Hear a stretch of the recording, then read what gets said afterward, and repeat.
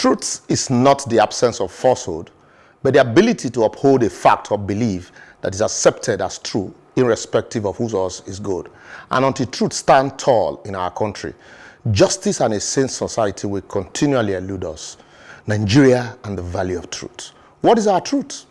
I ask these simple questions because with the COVID-19 pandemic, the past few weeks have been further exposed our deceit, lies, propaganda, and barefaced falsehood as a government and people in Nigeria. Is it with the death of the chief of staff to the president, or the lies and uncertainty about the death in Kano, to the crowd at most of the burials?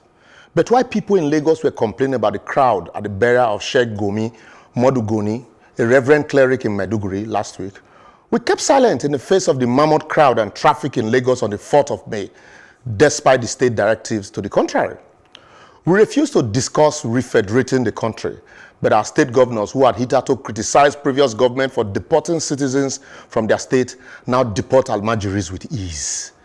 Kano State Governor chooses to relax lockdown in the midst of increasing numbers of coronavirus patients, death and chaos. Yet, he's neither corrected by his advisors nor criticized by northern leaders because he's from the same place with them. An Attorney General charges Funke Akindele for violating social distance regulations, but gather a crowd of journalists, much more than that of the accused, to explain his legal triumph.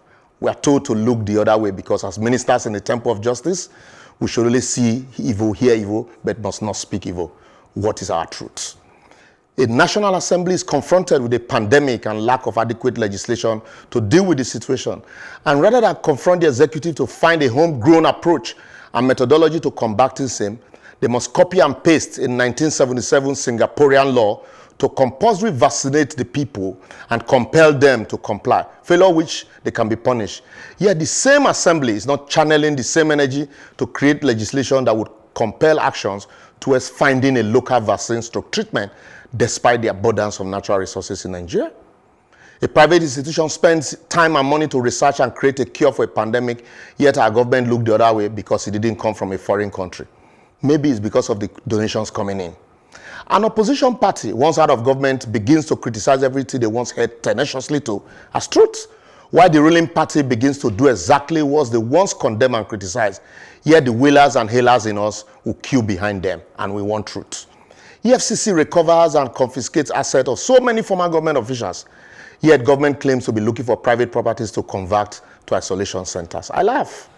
A president is unavailable to answer burning questions, provide leadership and give answers to concise questions and a clear-cut direction in a pandemic situation apart from a pre-recorded broadcast, and we refuse to inform him that is a recipe for failure and disaster because we want to be politically correct. We divert money and palliative meant for the poor in a war situation into private use, forgetting that we might not live to spend such money, and the government is too calm to investigate same. Government issues directives and instructions on managing the crisis, while those in government flout same sanctions. The rest of us bluntly refuse to comply, yet we want the abatement of the pandemic.